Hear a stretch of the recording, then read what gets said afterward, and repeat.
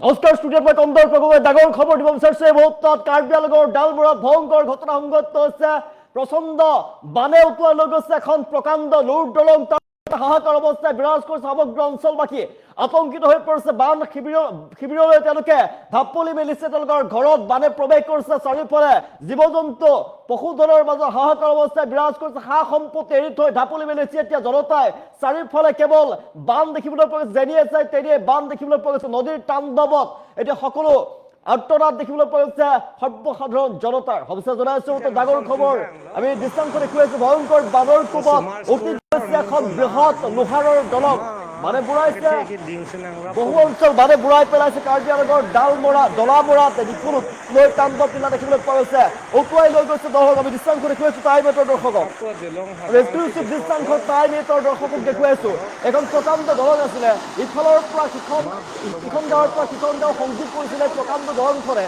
আৰু এই দলংখনৰ ওপৰত আছিলে যিখন ডিফলু নৈ আছিলে। ডিফলু নৈৰ ওপৰত এখন লোৰ দলং আছিলে। আৰু কাৰ্বি আংলঙৰ দলামৰাত ডিফলু নৈৰ ওপৰত থকা যিখন প্ৰকাণ্ড দলং আছিলে, দলংখন বৰ্তমান তছনছ কৰি পেলাইছে। বানে উটুৱাই লৈ গৈছে।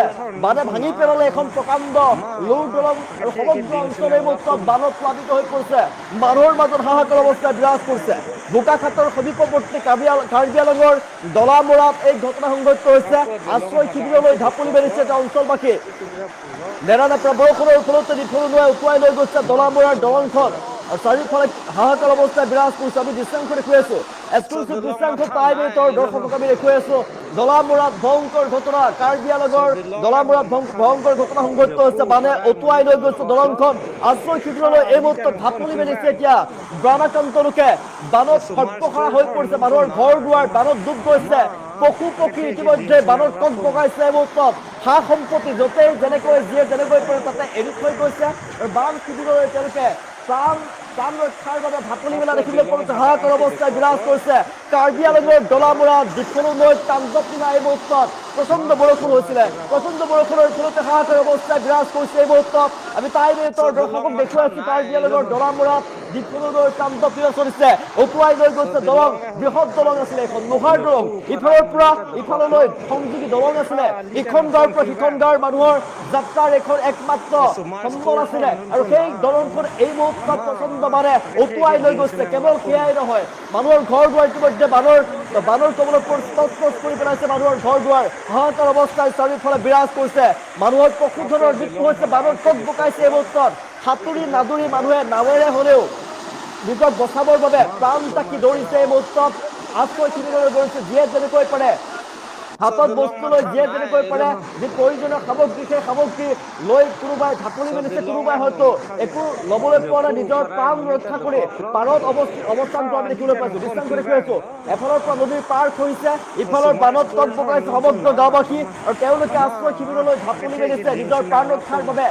একমাত্ৰ নিজে ঢাপলি মেলিছে। সকলো সা সম্পত্তি এৰি থৈ আহিছে।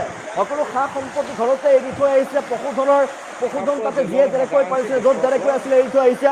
তাৰপিছতে তেওঁলোকে মাত্ৰ নিজক বচাবৰ বাবে, নিজৰ প্ৰাণ ৰক্ষাৰ বাবে চেষ্টা চলাইছে। ভয়ংকৰ তাণ্ডৱ লীলা এই মুহূৰ্তত টাইম এইটৰ দৰ্শকক আমি দেখুৱাইছো। উটুৱাই লৈ গৈছে বৃহৎ দলং। এখন প্ৰকাণ্ড এখন দলং আছিলে, লোহাৰৰ দলং। এলুৰ দলংখন বহু বছৰৰ, তাতে ইখন গাঁৱৰ পৰা সিখন গাঁৱৰ সীমাৰ যি সংযোগ আছিলে, সংযোগৰ একমাত্ৰ দলং আছিলে। সেই দলংখন বৰ্তমান ভাঙি পেলাইছে। প্ৰকাণ্ড লোৰ দলং ভাঙি পেলোৱা দেখিবলৈ পোৱা গৈছে। বানে বুঢ়াই পেলাইছে সমগ্ৰ অঞ্চল। আমি দৃশ্যাংশ দেখুৱাইছো। বানে বুঢ়াই পেলাইছে সমগ্ৰ অঞ্চল। কাৰ্বি আংলঙৰ দলামৰাৰ ডিফলু নৈৰ তাণ্ডৱ লীলা এই মুহূৰ্তত প্ৰচণ্ড বানৰ ফলতে উটুৱাই লৈ গৈছে দলংখন। বানে বুঢ়াই পেলাইছে মালাচিৰ সমীপৰ বহু অঞ্চল ঘৰ দুৱাৰ বানত প্লাবিত হৈ পৰিছে। আৰু বোকাখাতৰ সমীপৱৰ্তী কাৰ্বি আংলঙৰ দলামৰাত এই ঘটনা সংঘটিত হৈছে। আশ্ৰয় শিবিৰলৈ এই মুহূৰ্তত ঢাপলি মেলিছে অঞ্চলবাসীয়ে। আৰু নেৰানেপেৰা বৰষুণৰ ফলতে ডিফলু নৈ উটুৱাই লৈ গৈছে দলামৰাৰ দলংখন। দৃশ্যাংশ আমি দেখুৱাইছো। ভয়ংকৰ বান পৰিস্থিতি বিৰাজ কৰিছে সকলোতে। এতিয়া উজনিৰ ভয়ংকৰ বানৰ প্ৰকোপ এতিয়ালৈকে কমাই নাই। তাৰ পিছত নামনিতো ভয়ংকৰ বান দেখিবলৈ পোৱা গৈছে।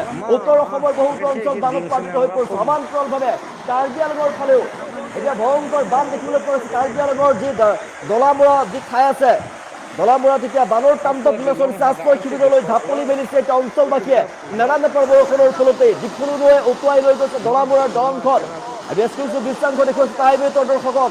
হাহাকাৰ অৱস্থায় বিৰাজ কৰিছে বহুতো পশুধনৰ পশুধনে কক বগাইছে অধিক পশুধনক উটুৱাই লৈ গৈছে বানে প্ৰচণ্ড যি বান প্ৰচণ্ড বানত হাহাকাৰ অৱস্থা এই মুহূৰ্তত আমি দৃশ্যাংশ দেখুৱাই আছো পাৰলৈ এতিয়া ঢাপলি মেলিছে আশ্ৰয় শিবিৰলৈ ঢাপলি মেলিছে জনতাই নিজৰ প্ৰাণ বচাবৰ বাবে এতিয়া ঢাপলি মেলিছে জনতাই সকলোতে জনতাৰ আৰ্তনাদ দেখিবলৈ পোৱা গৈছে আমি দৃশ্যাংশ দেখুৱাই আছো কাৰ্বি আংলঙৰ ডলামুৰাত ডিফলু নৈ তাণ্ডৱ লীলা চলিছে প্ৰচণ্ড বানে উটুৱাই নিছে দলং আৰু ফেনে ফুটুকাৰে ডিফলু নৈৰ পানী উফন্দি উঠি চাৰিওফালে হাহাকাৰ অৱস্থাৰ সৃষ্টি কৰিছে সমগ্ৰ অঞ্চল জুৰি এটা হাহাকাৰ পৰিৱেশ চাৰিওফালে বানৰ প্ৰকোপ দেখিবলৈ পোৱা গৈছে মানুহৰ ঘৰ দুৱাৰ প্লাবিত হৈ পৰিছে বানত এতিয়া বানত কক বকাইছে জনতাই বানত পশুধনে কক বকাইছে এই মুহূৰ্তত মানুহৰ ঘৰত ইতিমধ্যে বানত প্ৰৱেশ কৰিছে হাহাকাৰ বান পৰিস্থিতি বিৰাজ কৰিছে প্ৰচণ্ড বান ভয়ংকৰ বান এই প্ৰলয়ংকৰী বানৰ পৰা নিজকে ৰক্ষা পাবৰ বাবে নিজকে ৰক্ষা পাবৰ বাবে মানুহে আশ্ৰয় শিবিৰলৈ এই মুহূৰ্তত ঢাপলি মেলিছে আমি দৃশ্যাংশ দেখুৱাইছো ভয়ংকৰ বান পৰিস্থিতি বিৰাজ কৰিছে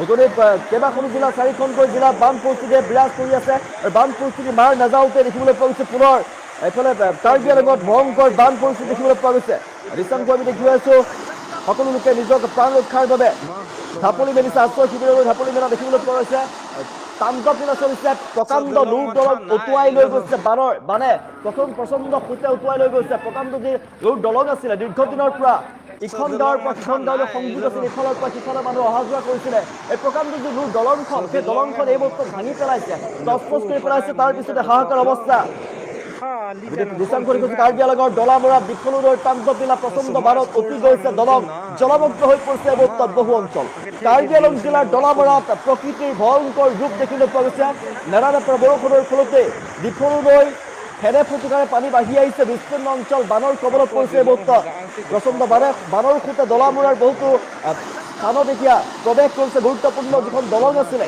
দলং উটুৱাই লৈ গৈছে যাৰ ফলত অঞ্চলটোৰ যাতায়াত ব্যৱস্থা সম্পূৰ্ণৰূপে ব্যাহত হৈ পৰিছে ডিফলু নৈৰ পানী বিপদ সীমাৰ ওপৰেদি পাৰ হৈ যোৱাৰ ফলতে নৈপৰীয়া যি অঞ্চল আছিলে অঞ্চলসমূহত আতংকময় পৰিৱেশে বিৰাজ কৰিছে মালাচিৰ সমীপৱৰ্তী বিশেষকৈ যি অঞ্চল আছিলে এই বহু অঞ্চল বানৰ কবলত পৰিছে বানপানীৰ কবলত বুৰ গৈছে এই মুহূৰ্তত আৰু পশুধন তাতে এৰি থৈ মানুহে ঢাপলি মেলিছে এতিয়া আশ্ৰয় শিবিৰলৈ ঢাপলি মেলা দেখিবলৈ পোৱা গৈছে আমি দৃশ্যাংশ দেখুৱাই আছো চাৰিওফালে হাহাকাৰ অৱস্থাই বিৰাজ কৰিছে সাংঘাতিকভাৱে বানৰ প্ৰকোপ দেখিবলৈ পোৱা গৈছে আৰু স্থানীয় লোকসকলে জানিবলৈ দিছে কেইবাদিনো ধৰি যিহেতু ধাৰাসাৰ বৰষুণ অব্যাহত আছে কেইবাদিনো ধৰি চলি থকা ধাৰাসাৰ বৰষুণৰ ফলতে ডিফলু নৈৰ জলস্তৰ বৃদ্ধি পাইছে আৰু হঠাতে অহা পানীৰ ঢলে দলংখনৰ ওপৰত প্ৰচণ্ড চাপৰ সৃষ্টি কৰিছিলে দলংখন পানীৰ সৈতে উটুৱাই লৈ গৈছে দলংখন ধ্বংস হোৱাৰ ফলতে অঞ্চলবাসীয়ে যাতায়াতৰ ক্ষেত্ৰত বৃহৎ সমস্যাৰ সন্মুখীন হ'ব ভয়াৱহ বান পৰিস্থিতিৰ বাবে অঞ্চলটোৰ বহু বাসিন্দা আশ্ৰয় শিবিৰলৈ ঢাপলি মেলিছে এই মুহূৰ্তত প্ৰশাসনৰ তৰফৰ পৰা আৰু ক্ষতিগ্ৰস্ত লোকসকলক সহায় আগবঢ়োৱাৰ প্ৰচেষ্টা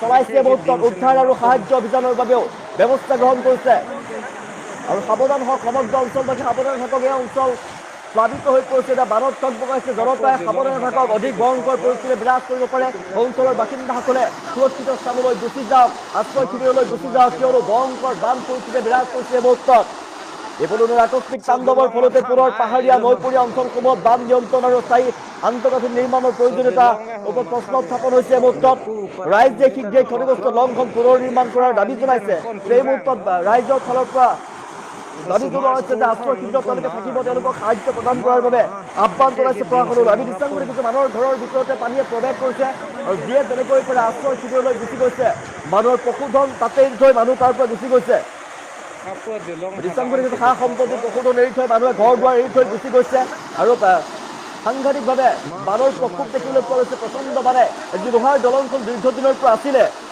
সংযোগৰ সীমা হিচাপে সেই বাঁহৰ যি দলংখন আছিলে লোহাৰ দলংখন ইতিমধ্যে উটুৱাই লৈ যোৱা দেখিবলৈ পোৱা গৈছে প্ৰচণ্ড বানৰ প্ৰকোপ দেখিবলৈ পোৱা গৈছে কাৰ্বি আংলঙৰ ডলামুৰাত ডিফলু নৈৰ তাণ্ডৱ লীলা এই মুহূৰ্তত আমি দৃশ্যাংশ দেখুৱাইছো আৰু সাৱধানে থাকক ডিফলু নৈৰ যি অঞ্চলবাসী আছিলে মথাউৰি পাৰৰ যি অঞ্চলবাসী আছিলে সমগ্ৰ নৈপৰীয়া ৰাইজ সাৱধানে থাকক সতৰ্ক হৈ থাকক তাৰ পৰা আপোনালোকে গুচি যাওক নিৰাপদ স্থানলৈ আপোনালোকে গুচি যাওক ওখ ঠাইলৈ আপোনালোকে গুচি যাওক কাৰ্বি আংলঙৰ ডলামুৰাত ডিফলু নৈৰ তাণ্ডৱ লীলা কিন্তু বৃদ্ধি পাই গৈ আছে এই মুহূৰ্তত আৰু কিছু সময়ৰ পাছতে আৰু অধিক ভয়ংকৰ বান পৰিস্থিতিয়ে বিৰাজ কৰিব আৰু সেইবাবে সমগ্ৰ অঞ্চলবাসীক জনাইছো তাৰ পৰা আপোনালোকে যিমান পাৰে সুৰক্ষিত স্থানলৈ গুচি যাওক বানে ইতিমধ্যে সমগ্ৰ অঞ্চল বুৰাই পেলাইছে ইফালৰ পৰা সিফালে বুৰাই পেলাইছে আৰু খহনীয়া হৈছে বান পাৰত একেবাৰে খহনীয়া দেখিবলৈ পোৱা হৈছে ইফালে যি বিস্তীৰ্ণ এলেকা আছিলে সেই এলেকাত ইতিমধ্যে বানে প্ৰৱেশ কৰিছে মানুহৰ ঘৰ দুৱাৰত ইতিমধ্যে প্ৰৱেশ কৰিছে